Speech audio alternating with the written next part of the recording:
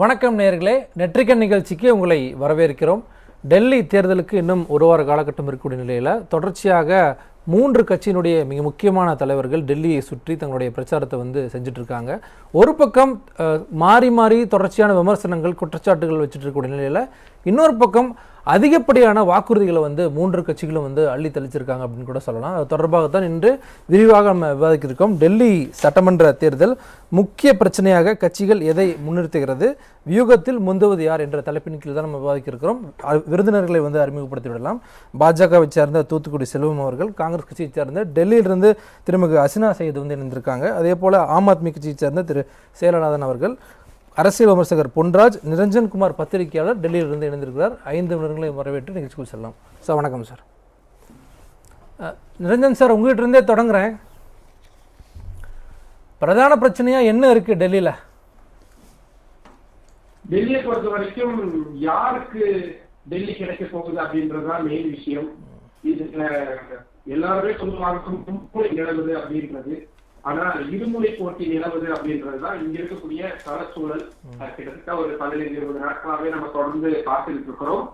பாரதிய ஜனதா கட்சி வர்சஸ் ஆம் ஆத்மி கட்சி அப்படின்ற மாதிரியான ஒரு சினாரியோ இப்போதைக்கு செட் ஆயிருக்கிறது நம்மளால கண்கூடா பார்க்க முடியுது.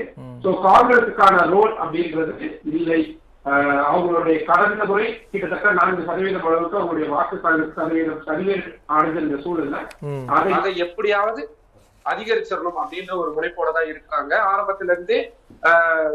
ஒரு இந்த இப்ப இருக்கக்கூடிய சூழலை பொறுத்த வரைக்கும் மதம் சார்ந்த அரசியல், அதை சுற்றியே நடக்கக்கூடிய பிரச்சாரங்கள் ஒரு பக்கம் நடக்குது. மாறி மாறி ஊழல் குற்றச்சாட்டுகளை ஒருவர் தெரிவிக்கக்கூடியது நடக்குது.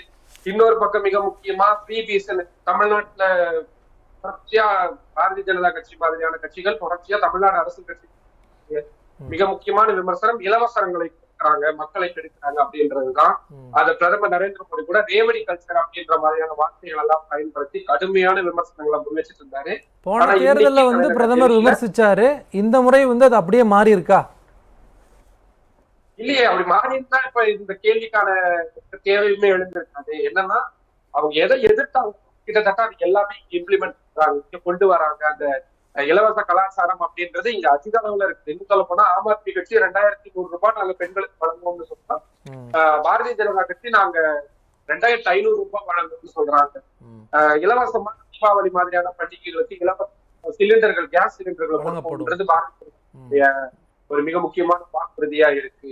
மாணவர்களுக்கு கல்வி ஆம் ஆத்மி அது இருக்கு.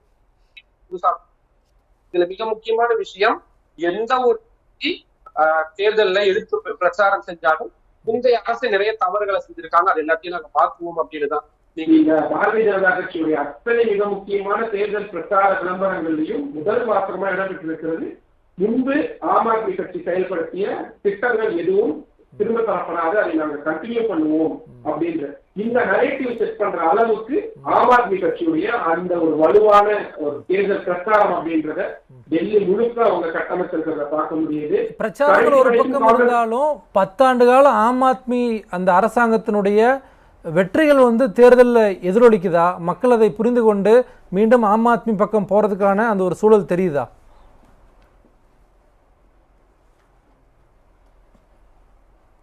உங்களுடைய ஆடியோல தொடரலாம், நீங்க பேசுங்க. 10 ஆண்டு காலமாக டெல்லியில ஆம் ஆத்மி கட்சி செஞ்சுட்டு வந்த அந்த நலத்திட்டங்களை எதிர்கட்சிகள் விமர்சனங்கள் அவங்க அந்த ஒரு கட்டமைப்பை, ஒரு பிரச்சார கட்டமைப்பை அவங்க பெரிய அளவுல செஞ்சிருக்காங்க அப்படின்றதுல மாற்று கருத்தே இல்லை. காங்கிரஸ் கட்சிக்கு ஆரம்பத்துல இருந்தே நிறைய தயக்கங்கள் இருக்கு. ஆம் ஆத்மி கட்சியை எந்த அளவுக்கு நம்ம போய் விமர்சனம் செய்யணும், அரவிந்த் கெஜ்ரிவாலை டைரக்டா ஹிட் பண்ணி நம்ம பிரச்சாரம் மேற்கொள்ளணுமா, ஆம் ஆத்மி கட்சியை ஊழல் கட்சின்னு சொல்லி நம்ம வாக்கு சேகரிக்கணுமா அப்படின்ற மாதிரியான விஷயங்கள்லாம் இருந்தது. பாரதிய ஜனதா கட்சி ஆரம்பத்துல இருந்து அதை தெளிவா பண்ணிக்கிட்டே இருந்தாங்க. ஒரு கட்டத்துக்கு அப்புறமா மக்கள் மத்தியில பெரிய அளவுல ஈடுபடல கண்கூடா ஒட்டிதான் மிக முக்கியம். மதம் சார்ந்த விஷயங்கள் எல்லாமே கடந்த சில காலங்களா அதிக அளவுல பார்க்கப்படுறத பார்க்க முடியுது. தொடங்கும் போது திட்டங்கள் தொடர்பான அறிவிப்புகள்லாம் வந்துச்சு. அது எப்படி மதம் தொடர்பான ஒரு பிரச்சாரமா நகர்ந்து போயிருக்கு?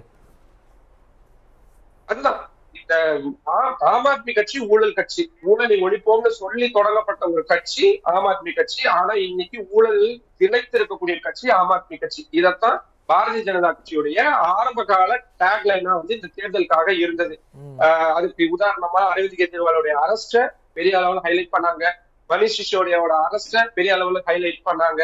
நிறைய பேர் கைலாஷ் கெலாட் மாதிரியான மூத்த அமைச்சர்கள், இன்னும் சொல்ல போனா கைலாஷ் கெலாட் மாதிரியான அமைச்சர்கள் மீதுதான் போக்குவரத்து துறையை தன் கைவசம் வச்சிருந்தாங்க. அவர் மீதுதான் பாரதிய ஜனதா கட்சி அவ்வளவு விமர்சனங்கள் வச்சிருந்தாங்க. புதிய பேருந்துகள் வாங்குறதுல இருந்து எல்லா விஷயத்திலையும் கைலாஷ் கெலாட் மாதிரி ஒரு ஊழல்வாதியை பார்க்கவே முடியாதுன்னு சொல்லிக்கிட்டு இருந்த பாரதிய ஜனதா கட்சியில தான் கடந்த சில வாரங்களுக்கு முன்னாடி தஞ்சம் புகுந்தாரு.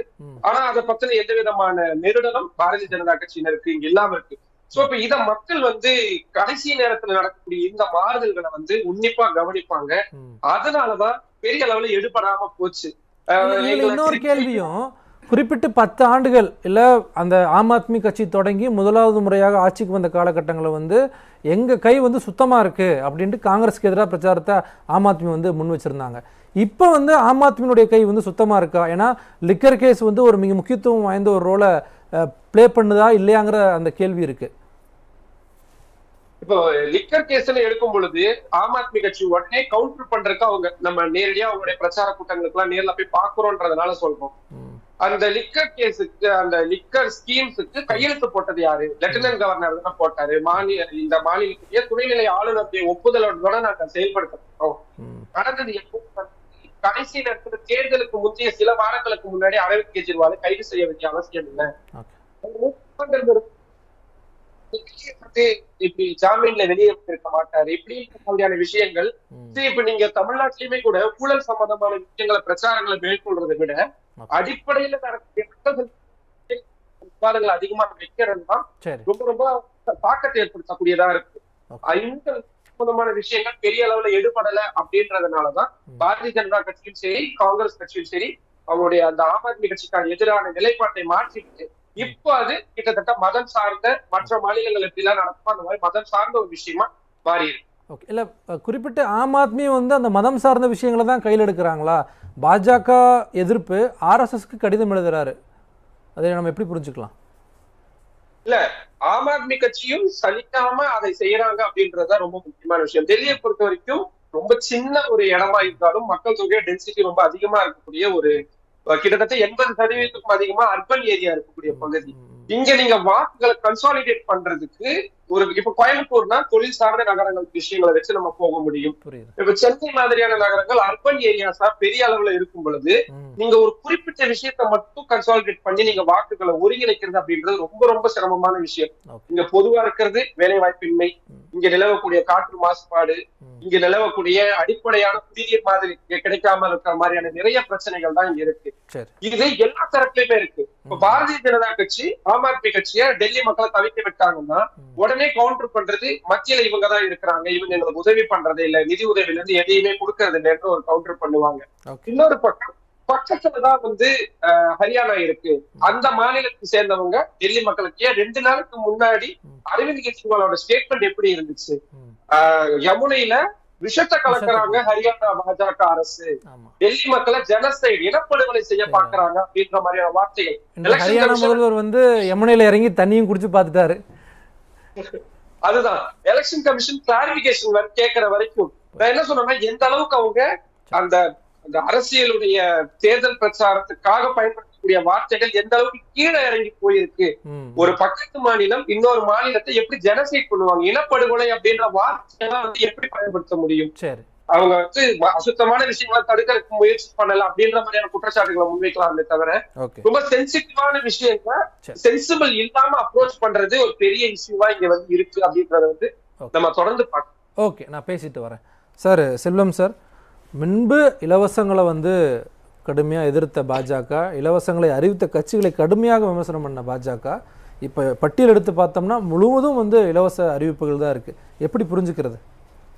மாலை முரசு தொலைக்காட்சி நிறுவனத்திற்கு நெறியாளர் சகோதரர் ஜீவ பாரதி அவர்களுக்கு, சக பங்கேற்பாளர்களுக்கு, தொழில்நுட்ப கலைஞர்களுக்கு என்னுடைய வணக்கம். அதாவது பாரதிய ஜனதா கட்சியை பொறுத்த வரைக்கும் தரம் தாழ்ந்த அரசியல் பண்ணலை. முதல்ல நீங்கள் அதை நண்பர் நிரஞ்சன் குமார் வந்து சொன்னாங்க, அது அவங்க சொன்னதை நம்ம அடுத்த இதில் வச்சுக்கிடுவோம். இப்போது நான் எந்த ஆயுதத்தை எடுக்க வேண்டும் என்பதை என்னுடைய எதிரி தீர்மானிக்காங்க. நான் எந்த ஆயுதத்தை எடுக்கணுங்கிறத நான் தீர்மானிக்கிறதுல என்னுடைய எதிரி தீர்மானிக்காங்க. இப்போ ஆம் ஆத்மி வந்து கடந்த 10 ஆண்டுகள் ஆட்சி அதிகாரத்தில் இருந்திருக்காங்க. டெல்லியில் வறுமை ஒழிஞ்சிருக்கணும், வேலைவாய்ப்பு ஒழிஞ்சிருக்கணும். அவர் அரவிந்த் கெஜ்ரிவால் வந்து அண்ணா ஹசாரே கூட சேர்ந்து ஊழல் எதிர்ப்பு இயக்கமாக ஆரம்பித்து அதில் முன்வரிசையில் அவர் அண்ணா ஹசாரே கூட வந்து தோள் கொடுத்து நின்ற மரியாதைக்குரிய அரவிந்த் கெஜ்ரிவால் அவர்கள் வந்து மறுபடியும் ஆட்சி அதிகாரத்தை நோக்கி வந்த பிறகு அவருடைய அந்த கிளீன் ஹேண்டுங்கிற அந்த இமேஜ் வந்து அடிபட்டு போச்சுங்கிறது நம்ம எல்லாருக்கும் தெரியும். அது பாஜக தானே உடைக்க முயற்சி பண்ணிட்டே இருக்குங்கிறாங்க. இது எங்கள் வேலை அதானே. நாங்கள் இன்னொன்று ஆம் ஆத்மியை தோற்கடிப்பது தானே பாரதிய ஜனதா கட்சியோட லட்சியமாக நோக்கமாக இருக்க முடியும். ஏன்னா ஆம் ஆத்மிக்கு என்ன இருக்கும், பாரதிய ஜனதா கட்சியை தோற்கடிக்கணும், காங்கிரஸை தோற்கடிக்கணும், நம்ம ஆட்சி அதிகாரத்தை தக்க வச்சுக்கிடணுங்கிறது அவங்க நோக்கமாக இருக்கும். இது அரசியல் களத்தில் இது யதார்த்தமான விஷயம். 10 ஆண்டுகளாக வந்து நாடு முழுவதும் கைப்பற்ற முடியாத மாநிலங்களை கைப்பற்றுறீங்க, வெற்றி பெறுறீங்க, ஹிமாலய சாதனை எல்லாம் பெறுறீங்க. ஆனால் நேஷனல் கேபிட்டலில் வந்து வெற்றி பெற முடியல அப்படிங்கிற அந்த ஒரு விஷயம் உங்களுக்கு வந்து இன்னும் 27 ஆண்டுகளாக வந்து பெண்டிங்லேயே இருக்குது. ஸோ அதை எப்படி உடைக்கிறதுனால நீங்கள் குறிப்பிட்டு அரவிந்த் கெஜ்ரிவால் மேலே பல்வேறு விஷயங்களை வீசுறீங்க. நெறியாளர் சாருக்கு ஒரு நினைவுபடுத்துறதுக்கு ஒன்று என்ன கேட்டிங்கன்னா, நடந்து முடிந்த நாடாளுமன்ற தேர்தலில் 7 நாடாளுமன்ற தொகுதிகளை கொண்ட டெல்லியில் 7 நாடாளுமன்ற தொகுதியும் பாரதிய ஜனதா கட்சி கைப்பற்றி இருக்கு. அது ரொம்ப முக்கியமாக கவனிக்கணும். 7 தொகுதியில் ஒரு தொகுதி காங்கிரஸ் ஜெயிச்சிட்டாங்க, ஒன்று ஆம் ஆத்மி ஜெயிச்சிட்டாங்கன்னு சொல்றதுக்கு இல்லை. ஏன்னு கேட்டால் டெல்லியில் ஆட்சி அதிகாரத்தில் இருந்த ஆம் ஆத்மியை தோற்கடித்து நீங்க சொல்ற மாதிரியே நாங்க வெற்றி பெற முடியாதுன்னு நினைச்ச தலைநகரத்து மக்கள் நாடாளுமன்ற தேர்தலில் 7 தொகுதியும் பாரதிய ஜனதா கட்சி கொடுத்திருக்காங்க. நாடாளுமன்றத்திற்கு ஒரு மாதிரியும் சட்டமன்றத்துக்கு ஒரு மாதிரி தான் வாக்களிச்சு வராங்க. நீங்க அப்படி நினைக்கிறீங்க. நாங்க இந்த முறை என்ன நினைக்கிறோம்னு கேட்டீங்கன்னா, பாரதிய ஜனதா கட்சியின் மீதும் மரியாதைக்குரிய பிரதமர் மாண்புமிகு பிரதமர் நரேந்திர மோடி அவர்கள் மீதும் மிகுந்த நம்பிக்கை நாட்டு மக்களுக்கு ஏற்பட்டிருக்கிறது. நீங்க ஒருவேளை வந்து உங்களுக்கு ஒரு எண்ணம் ஏற்படலாம், நீங்க பிரதமர் நரேந்திர மோடி அவர்கள் மீது மிகுந்த நம்பிக்கை இருந்தால் 240 இடம் தானே ஜெயிச்சாங்க அப்படின்னு ஒரு வேளை உங்கள்கிட்ட கேள்வி எழக்கூடும். ஆனா நான் என்ன சொல்றேன்னு கேட்டீங்கன்னா, நாடாளுமன்ற தேர்தலில் இவர்கள் கட்டமைத்த இந்தியா கூட்டணி அப்படி ஒரு பெரிய பிம்பத்தை கட்டமைச்சாங்க. அதாவது பாரதிய ஜனதா கட்சிக்கு எதிராக ஒரு பெரிய பிம்பத்தை கட்டமைச்சாங்க. ஆனால் அந்த பிம்பம் இன்றைக்கு தகர்ந்திருக்கிறது. ஒரு உதாரணம் என்னன்னு கேட்டீங்கன்னா, மரியாதைக்குரிய காங்கிரஸ் கட்சியினுடைய தலைவர், நாடாளுமன்ற எதிர்க்கட்சி தலைவர் ராகுல் காந்தி அவர்களே சொல்றாங்க, அரவிந்த் கெஜ்ரிவால் மாதிரி ஒரு ஊழல் பேர் வழி இல்லைன்னு சொல்றாரு. டெல்லி கேம்பெயின்ல நம்ம பார்க்கிறோம். அதே மாதிரி அரவிந்த் கெஜ்ரிவால் அவர்கள் வந்து ஒரு நல்ல படித்தவர் என்கிற ஒரு பிம்பத்தை ஏற்படுத்தி இருக்கிறவர். அவரு அந்த இதுல யமுனையில விஷம் கலந்திருக்காங்க, அதான் நிரஞ்சன் குறிப்பிட்டார். அந்த அளவிற்கு தன்னை தரம் தாழ்த்தி கொண்டு அவர் வந்து பேச வேண்டிய தேர்தல் பிரச்சாரத்தில் பேச வேண்டிய அளவிற்கான ஒரு பதட்டம் ஏற்பட்டிருக்கிறது. ஏன்னு கேட்டீங்கன்னா, அவர் பலகீனமா இருக்காருங்கிறதுக்கு ஒரு உதாரணம் தான் யமுனையில விஷம் கலந்திருக்காங்கன்னு சொல்றது யாருன்னு கேட்டீங்கன்னா, ஒரு 10 ஆண்டு காலம் முதலமைச்சராக இருந்தவர். அதுல இங்க அவர் சொல்றவர் வந்து யாரோ சாதாரணமா இந்த கட்சியினுடைய ஸ்போக்ஸ் பர்சன் சொல்றாரு, கடைக்கோடி தொண்டன் சொல்லல. அப்போ அரவிந்த் கெஜ்ரிவால் அவர்களுக்கு தான் தோற்று போவோம், டெல்லி மக்களுடைய நம்பிக்கையை நாம் இழந்து விட்டோம் என்பதை அவர் உணர்கிற காரணத்தால நீங்க இல்ல இப்ப வந்து பாஜக வந்து ஆட்சிக்கு வந்தா நாங்க வந்து நடைமுறைப்படுத்திட்டு இருக்கக்கூடிய திட்டங்கள் எல்லாத்தையும் வந்து நிறுத்திடுவாங்க, நாங்க வந்தாதான் வந்து தொடருவோம். ஸோ பாஜக இந்த மாதிரி ஒரு திட்டத்தில் தான் வந்து இந்த எலெக்ஷன் கேம்பெயினை நிறுத்திட்டு போகுது அப்படிங்கிற பார்வையை கெஜ்ரிவாலே பேசுறாரு. அதான் நல்ல திட்டங்களை நாங்கள் தொடருவோம்னு சொல்றாங்க. எங்களுடைய பிரதமர் அவர்களும் சரி, மாண்புமிகு உள்துறை அமைச்சர் அமித்ஷா அவர்களும் சரி, அவங்கள நல்ல திட்டங்களை நாங்கள் தொடருவோம். புதுசா நாங்க வந்து 2500 ரூபாய் மகளிருக்கு கொடுப்போம், சிலிண்டர் கொடுப்போங்கிறதெல்லாம் வந்து சொல்லியிருக்கோம். இல்ல அந்த இலவசங்கள் அறிவித்து தான் பாஜக வெற்றி பெற வேண்டிய கட்டாயத்துக்கு தள்ளப்பட்டிருக்கா? தேவை இருக்கிற வரை நீங்க தமிழ்நாட்டில் இப்போ நீங்க 1000 ரூபாய் மகளிருக்கு கொடுத்துக்கிட்டு இருக்கீங்க. அது பொங்கலுக்கு கடந்த ஆண்டு வரை பொங்கலுக்கு கொடுத்தாங்க, இதுவரை கொடுக்கல. அப்போ பள்ளிக்கூடத்து பிள்ளைகளுக்கு 1000 ரூபாய் ஸ்கூல் ஸ்டூடெண்ட்ஸுக்கு கொடுக்குறாங்க. இதெல்லாம் வந்து என்ன கேட்டீங்கன்னா, தேவைகள் இருக்கிற வரை நாம கொடுப்போங்கிறது தான். அது எதிர்த்தீங்கல்ல 2020 காலகட்டங்கள்ல கடுமையா வந்து பிரதமர் மோடி பேசுறாரு. விஷயம் என்னன்னு கேட்டீங்கன்னா, மாற்றம் ஒன்றே மாறாதுங்கிறது எல்லாருக்கும் தெரிஞ்ச விஷயம் தான். ஆனால் தேவைக்கு ஏற்ப திட்டங்களை ஸ்ட்ராட்டஜியை மாத்திக்கிறது தானே சார் அதாவது கொள்கை திட்டங்களை வந்து அதை மாற்றி அமைத்து வெற்றி முதல்ல சார் வெற்றி பேசப்படும், தோல்வி அனாதை. சரி, நாங்க வெற்றி பெறணும். இப்போ இன்னொன்னு என்ன கேட்டீங்கன்னா, ரொம்ப நீண்ட காலத்திற்கு பிறகு பண்டித நேரு அவர்களுக்கு பிறகு பண்டித நேரு அவர்களுக்கு மிகப்பெரிய பின்னணி இருந்தது. அவர் காங்கிரஸ் கட்சியினுடைய பிதாமகராக இருந்தார். அது போக ஆனந்த பவனத்து குடும்பத்தை சார்ந்தவர், அலகாபாத் ஆனந்த பவன் குடும்பத்தை சார்ந்தவர், மிகப்பெரிய செல்வாக்கு பெற்ற குடும்பத்தை சார்ந்தவர். அவர் தொடர்ந்து 3 முறை முதலமைச்சராக இருந்தது அதிசயம் இல்லை. ஆனால் ஒரு சாதாரணமாக எந்த பின்புலமும் இல்லாமல் அரசியலில் சாதாரணமாக ஒரு அடிமட்ட தொண்டராக RSS தொண்டராக வாழ்க்கையை தொடங்கி அவர் தன்னை ஒரு டீ வித்தவன் தான் சார் அப்படின்னு சொல்லக்கூடிய அந்த பகிரங்கமா சொல்லக்கூடிய வெளிப்படைத்தன்மையோடு இருந்த ஒரு ஏழை மகன் என்னைக்கு முதலமைச்சர் எண்ணிக்கை குறைஞ்சிருச்சு இல்ல 2014 19 24ல மெஜாரிட்டி வாங்க முடியலங்கிறதா கொஞ்சம் அனுமதிச்சிருக்கேன். அதாவது வேற ஒண்ணுல 13 ஆண்டுகள் அவர் குஜராத் முதலமைச்சர், 10 ஆண்டுகள் நாடாளுமன்றத்தில் மிகப்பெரிய செல்வாக்கோடு அவர் தொடர்ந்து பிரதமராக இருந்து இப்போ 3வது முறையும் அவர் தலைமை அமைச்சராக தொடர்வதற்கு மக்கள் தீர்ப்பளித்திருக்கிறார்கள். அதே நேரத்தில் இன்னொரு விஷயம் கேட்டீங்கன்னா, நீங்க கேட்டது 240 இடம் ஜெயிச்சிருக்கோம். எதிர்கட்சிகள் 28 கட்சி கூட்டணி சேர்ந்து கூட இந்தியா கூட்டணி என்று இவர்கள் வைத்திருந்த ஒரு ஒட்டு கூட்டணி 28 கட்சிகள் சேர்ந்து கூட அவர்களால் 233 இடங்களை தாண்ட முடியல. மெஜாரிட்டி வந்து நாங்க வந்து தடுத்துட்டோம் கொண்டாடுறாங்க. அதுவே அந்த நம்பர்ஸே வந்து கொண்டாடுறாங்க அவங்க. நான் ஒரே ஒரு விஷயம் என்ன கேட்டீங்கன்னா, இன்னைக்கு பிரதமர் யாரு? நான் ஒரு விஷயம் கேளுங்க, நாங்க இல்ல அவங்களால ஆட்சி அமைக்க முடியுமா? இன்னைக்கு இந்தியா கூட்டணி இல்ல சார். ஆம் ஆத்மி அவங்களுமே ஒன்னா இல்ல, இவர் உத்தவ் தாக்கரேயும் அவங்களும் ஒன்னா இல்ல, சரத்பவார் அவங்களும் ஒன்னா இல்ல. இந்தியா கூட்டணி என்பது ஒரு மாயை கூட்டணி. அதனால டெல்லியில பாருங்க, நிச்சயமாக நாங்கள் உறுதியாக நம்புகிறோம். கருத்து கணிப்புகளும் யூகங்களும் அப்படித்தான் வருது. பாரதிய ஜனதா கட்சி டெல்லி மாநிலத்தில் ஆட்சி அதிகாரத்தை கைப்பற்றும் நாங்கள் நம்புறோம். ஓகே, பொன்ராஜ் சார் போயிட்டு நான் ஆம் ஆத்மி கிட்ட வரேன். சார் வணக்கம் சார். சார் எப்படி பாக்குறீங்க RSSக்கு வந்து கெஜ்ரிவால் லெட்டர் எழுதுனதை தொடங்கி பிரச்சாரங்கள் எப்படி போயிட்டு இருக்கு நீங்க பாக்குறீங்க? டெல்லியில் வந்து ஒரு காஸ்மோபாலிட்டன் சிட்டி, அதிகமான மைக்ரன்ஸ் உள்ள மாநிலம் வந்து டெல்லி. 80% வந்து ஹிந்தி ஸ்பீக்கிங் பாப்புலேஷன், ஒரு 6-6.5% வந்து உருது, ஒரு 7% வந்து 7-7.5% வந்து பஞ்சாபி, ஒரு 1.5% வந்து மற்ற சின்ன எல்லாமே கலந்து லாங்குவேஜ். ஹரியானா உள்ள வருது, ஆமாம், பூர்வாஞ்சல் உள்ள வருது, ஆமாம். அதர் லாங்குவேஜ் வந்து ஒரு 4% இருக்காங்க. இதுதான் வந்து அதனுடைய இப்போ என்னென்னா, அந்த 80% ஹிந்தி ஸ்பீக்கிங் பீப்புளை யார் கேப்சர் பண்ணுறது? அதுதான் இங்கே போட்டி. அந்த 80% பீப்புளை எப்படி டிவைட் பண்ணுறது? அதான் அந்த ஹரியானா பிரச்சனை எல்லாம் வர்றதுக்கு காரணம் தான்.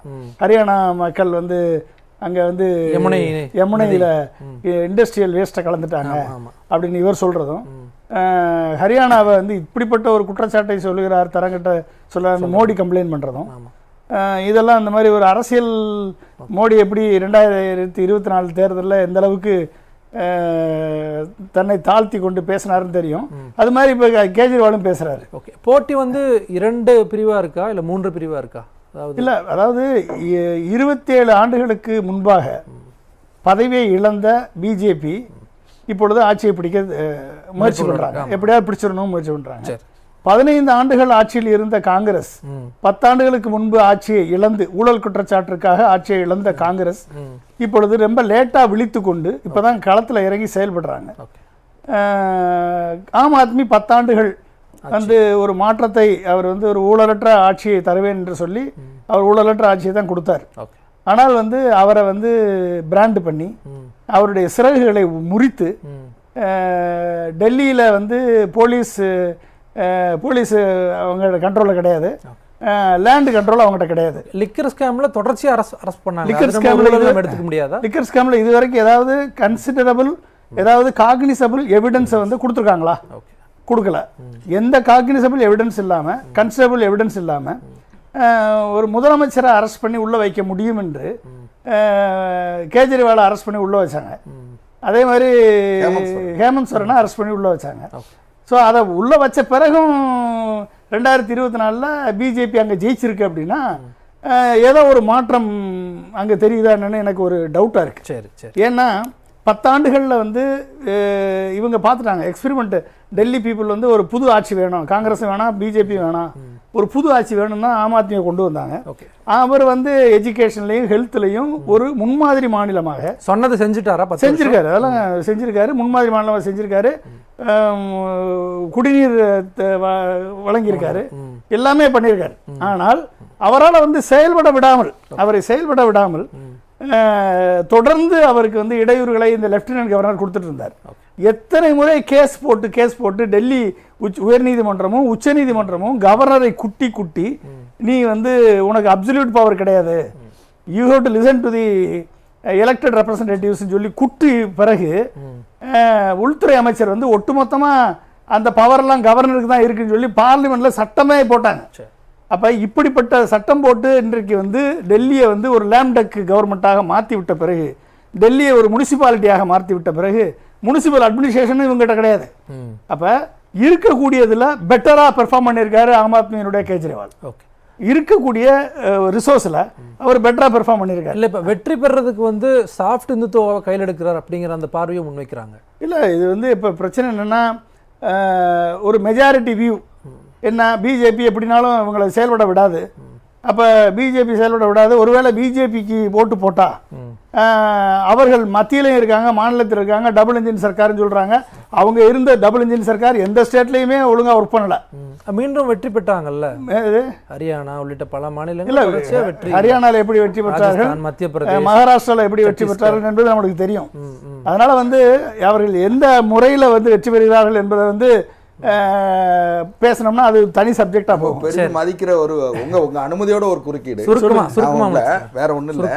நீங்க உங்களை மாதிரி வந்து நீங்க டெல்லியில நீண்ட காலமாக அனுபவம் பெற்ற நீங்க பேசிட்டே இருக்காங்க அப்படின்னா எங்களுக்கான நேரத்துல மேம் நான் வந்துட்டேன் அவ்வளவுதான். அதுக்கான நேரத்துல குறுக்கிட சொல்லுங்க மேம். அடுத்து நீங்க தான் உங்ககிட்ட குறுக்கிடலங்கம்மா. சரி சரி, இல்ல நான் வந்துறேன். உங்ககிட்ட குறுக்கிடல, நான் சார்ட்ட ஒண்ணே ஹரியானாலயும் ஏமா ஹரியானால மகாராஷ்டிரால எப்படி சார் நான் வரேன், நான் வந்துட்டேன். சரி சரி சரி, உங்க பதட்டத்தெல்லாம் இங்க காமிக்காதீங்க சார். பொன்ராஜ் சார் நீங்க நான் வரேன். நான் வரேன் பொன்ராஜ் சார். அதாவது டெல்லியை பொறுத்த வரைக்கும் பிஜேபி வந்து டெல்லியை நம்ம ஹோல்டு எடுக்கணுன்ற ஒரு முடிவோட இருக்காங்க. அப்ப அந்த முடிவு வந்து அவர்களுக்கு தேர்தல் கமிஷன் ஒத்துழைக்கும், இவிஎம் ஒத்துழைக்கும், மற்ற எல்லாமே ஒத்துழைப்பாங்க. இப்ப இதையும் தாண்டி கேஜ்ரிவால் வெற்றி பெறணும், இதையும் தாண்டி காங்கிரஸ் வெற்றி பெறணும். அப்ப இந்த சூழல்ல காங்கிரஸும் ஏன்னா காங்கிரஸை தோக்கடிச்சு தான் கேஜ்ரிவால் வந்தார் இங்க. அப்ப இன்னைக்கு காங்கிரஸ் வந்து அவர்கள் திட்டங்களை கொடுத்துருக்காங்க, கேஜ்ரிவால் திட்டம் கொடுத்துருக்காங்க.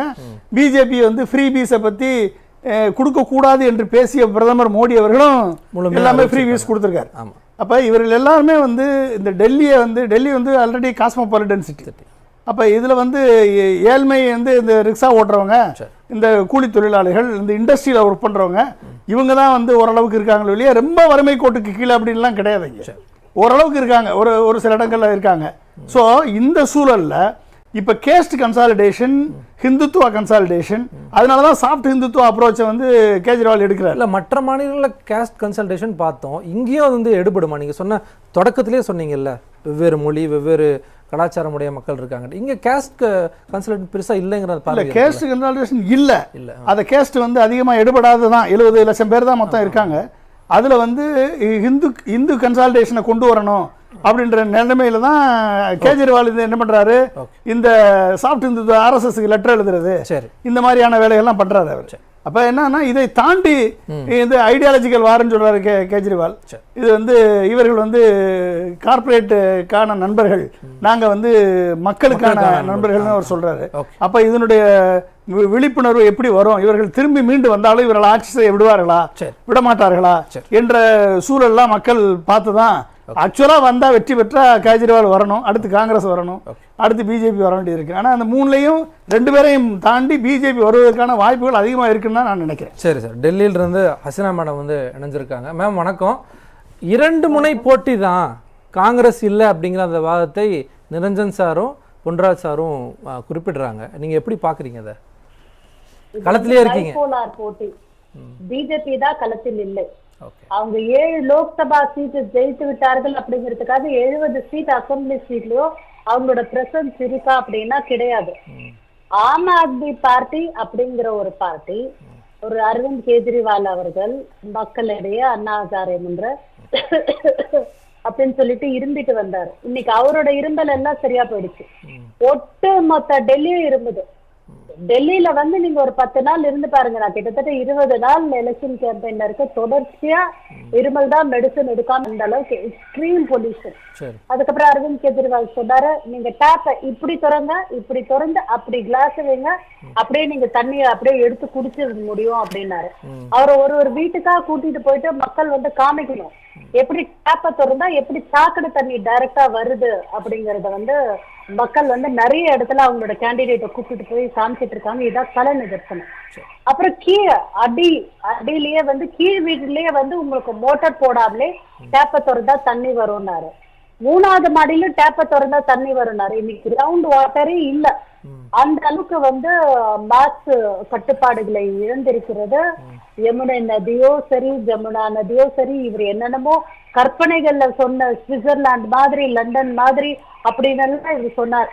பாஜக ஒரு கட்டம் மேல போய் ரமேஷ் பிதுரி, பாஜகவை சார்ந்த தலைவர், கால்காஜி அப்படிங்கிற தொகுதி எங்களுடைய அகில இந்திய மகளிர் காங்கிரஸ் தலைவி அங்க களம் கண்டிருக்கிறார். ஆம் ஆத்மி பார்ட்டியோட temporary CM Atishi Marlena constituency. அது பிரியங்கா காந்தியோட கண்ணங்களை போல ரோடு வந்து பலப்பழக்கம் அப்படிங்கிறாங்க. ரோட்ல வந்து நீங்க நடக்கவே முடியாது. ஸ்பெஷலி கேம்ப் அப்படின்னா வந்து ஸ்லம் ஏரியா, சுதார் கேம்ப்னு தமிழர்கள் மட்டுமே வாழக்கூடிய கேம்புகள்லாம் இருக்கு. அதெல்லாம் போனா ரொம்ப கஷ்டம். மக்கள் இந்த குளூர்லயும் வந்து டாய்லெட் யூஸ் பண்றதுக்கு வெளியில போன பப்ளிக் டாய்லெட் அங்கேயே வந்து டிரைனேஜ் வந்து நிரம்பி வழியக்கூடிய சூழலை தான் நம்ம பார்க்கலாம். இல்ல இத்தனை விமர்சனங்களை சொல்றீங்கல்ல, ஆம் ஆத்மி வந்து இத்தனை விஷயங்கள் செய்யல, பல்வேறு பிரச்சனைகள் குறிப்பிடுறீங்க.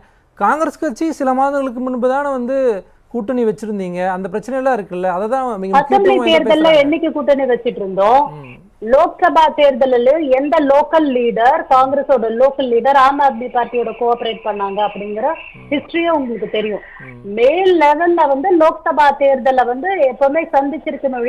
கீழே கார்பரேட் எலெக்ஷன்ல கூட எப்பவுமே ஆம் ஆத்மி பார்ட்டிக்கும் காங்கிரஸ் லீடர்ஸ்க்கும், டெல்லியை சார்ந்த காங்கிரஸ் லீடர்ஸ்க்கும் சுமூகமான உறவு இருந்ததில்லை அப்படிங்கிறதுதான் நிதர்சன உண்மை. அதுதான் உண்மையும் கூட. ஆம் ஆத்மி பார்ட்டியை பொறுத்த வரைக்கும் மக்களிடையே வந்து நம்பிக்கை இழந்து விட்டது. அரவிந்த் கெஜ்ரிவால் அவர்கள் வந்து மக்களிடையே டோட்டலா நம்பிக்கை இழந்து விட்டார். பைபோலார் போட்டி அப்படின் போது காங்கிரஸும் ஆம் ஆத்மி பார்ட்டியும் களத்துல அப்படின்னும் போது காங்கிரஸ் கிட்ட இருந்த ஓட்டு வங்கிய ஆம் ஆத்மி பார்ட்டி கேப்சர் பண்ணுச்சு.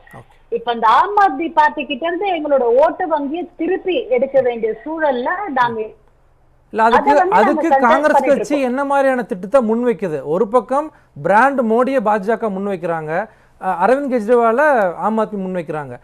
15 ஆண்டுகளுக்கு பிறகும் கூட இன்னுமே வந்து ஷீலா தீட்சித் மாடல் அப்படிங்கறது தான் வந்து காங்கிரஸ் முன்னெடுத்துறீங்க. புதிய மாடல் எதுவுமே இல்ல. கலைஞர் மாடல் அப்படிங்கிறது 15 வருஷம் கழிச்சு மறந்துடுவீங்க. திராவிட மாடல் மூவ் ஆயிட்டாங்கல்ல. அது திராவிட மாடல்ன்றது தமிழ்நாட்டுக்கு எப்படி உகந்ததோ அதே மாதிரி டெல்லியை பொறுத்த வரைக்கும் ஷீலா தீட்சித் மாடல் அப்படிங்கிறது உகந்தது. இன்னைக்கு சந்தீப் தீட்சித் அவர்கள் நியூ டெல்லி கான்ஸ்டிடியூன்சில இன்னும் நடந்து போனார் அப்படின்னா ஷீலா தீட்சித்தோட மகனாகவும் ஷீலா தீட்சித் சாதனைகளுக்காக அவர் பார்க்க போறார். அதனால காந்தியை மறந்து விடுவோமா, காமராஜரை மறந்து விடுவோமா, இல்ல காமராஜர் கட்டின அணைகள் போல அப்படின்றத சொல்றத மறந்து விடுவோமா? என்ன சொல்றீங்க? வரலாறை மறந்துடணும்னு சொல்றீங்களா, இல்ல பூலோகத்தை மறந்துடணும்னு சொல்றீங்களா?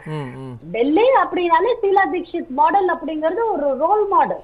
மக்கள் வந்து ஷீலா தீட்சித்தை மதிக்கிறாங்க. பிளஸ் வந்து விலைவாசி உயர்வை வந்து இங்க அதல பாதாளத்துல பஞ்சாப்ல வந்து லோக்சபா தேர்தல்ல ஆம் ஆத்மிக்கு கொடுத்த ஒரு சீட்ல வந்து பாஜக ஜெயிக்குது, காங்கிரஸ்க்கு கொடுக்கிற சீட்ல நாங்க ஜெயிக்கிறோம். ஆம் ஆத்மி பார்ட்டி பொறுத்த வரைக்கும் மக்களுக்கு ஒரு நரேட்டிவ் செட் பண்ணி அவங்க தேர்தல் களத்தை ஃபேஸ் பண்ணாங்க. டெல்லியை பொறுத்த வரைக்கும் மைனாரிட்டி பாப்புலேஷன் அதிகம், இஸ்லாமியர்கள் வாழக்கூடிய அதிகப்படியான தொகுதிகள் லைக் ஓக்லா இல்ல முஸ்தபாபாத் இங்கெல்லாம் வந்து ஐமீன் பார்ட்டியோட தான் காங்கிரஸ் களத்தை காண்கிறதே ஒழிய அங்க பிஜேபி களத்திலே கிடையாது, ஆம் ஆத்மி பார்ட்டி அங்க களத்திலே கிடையாது. ஆனா ஐமீன் பார்ட்டியோட என்ன அங்க டாக்டிக்ஸ் அப்படின்னா அந்த கேண்டிடேட் சார்ந்த போட்டிருக்க கேண்டிடேட் 2 கேண்டிடேட் சார்ந்தவர்களுமே கேண்டிடேட்ஸ்ல கூட ஜெயில இருக்காங்க சிஎன்ஆர்சி ப்ரொடெஸ்ட்ல. இப்போ பாரத் ஜோடோ யாத்திரைக்கு பிறகாக கான்ஸ்டியூஷனை பத்தி தொடர்ச்சியா ராகுல் காந்தி பேசுறாரு. குறிப்பிட்ட தலித் மக்களுடைய ஆதரவு வந்து காங்கிரஸ் நோக்கி வந்துருச்சு அப்படிங்கிற அந்த விஷயம் எல்லாத்தையும் 2024 தேர்தலில் பார்த்தோம். ஆனா இந்த முறை வந்து காங்கிரஸை காட்டிலும் பாஜக அதிகப்படியான தலித் மக்களை வந்து முன்னிறுத்தியிருக்காங்க அப்படிங்கிற அந்த பார்வை இருக்குல்ல மேம். 12 தொகுதி 14 பேர்த்து நிறுத்திருக்காங்க. ஆர்டிகல் 370 சரிங்களா, அதுக்கப்புறமா வந்து அயோத்தியா, ஓகே, அதுக்கப்புறமா யூசிசி. இத தவிர பாஜக தன்னோட மேனிஃபெஸ்டோ பத்தி என்ன பேசுது?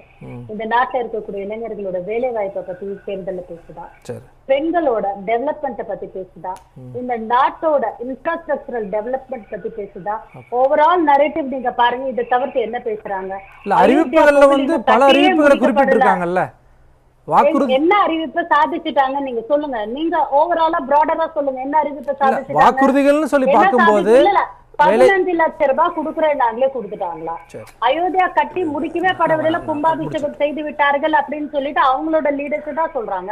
ஆர்டிகல் 370 பெரிய சக்சஸ் சொல்றாங்க. ஆனா காஷ்மீர் தேர்தல்ல ஒரு கேண்டிடேட்டை இவர்கள் நிறுத்தவில்லை. யூசிசி வந்து லா கமிஷன் ஆஃப் போர்டு வந்து அப்போஸ் பண்ணுது. லா கமிஷன் ஆஃப் போர்டு கொடுக்காது. யூசிசி வந்து நம்ம நாட்டிற்கு தேவை இல்லைங்குது. ஆனா அதையும் மீறி ஒரு அரிஸ்டோக்ராட்டிக் மேனர்ல டெமோக்ரஸியை ஓவர்லுக் பண்ணி ஜனநாயகத்தை ஓவர்லுக் பண்ணி யூசிசியை இம்ப்ளிமெண்ட் பண்றாங்க. இதை தவிர்த்து இவர்கள் இந்த நாட்டு மக்களுக்காக என்ன பண்ணிட்டாங்க? Capital of இந்தியாங்க. மோடி அவர்கள் இங்கதான் இருக்கிறார், நம்ம நாட்டோட பிரதமர். இங்க ரேட் ஆஃப் பொல்யூஷன் என்னன்னு உங்களுக்கு தெரியும்ல.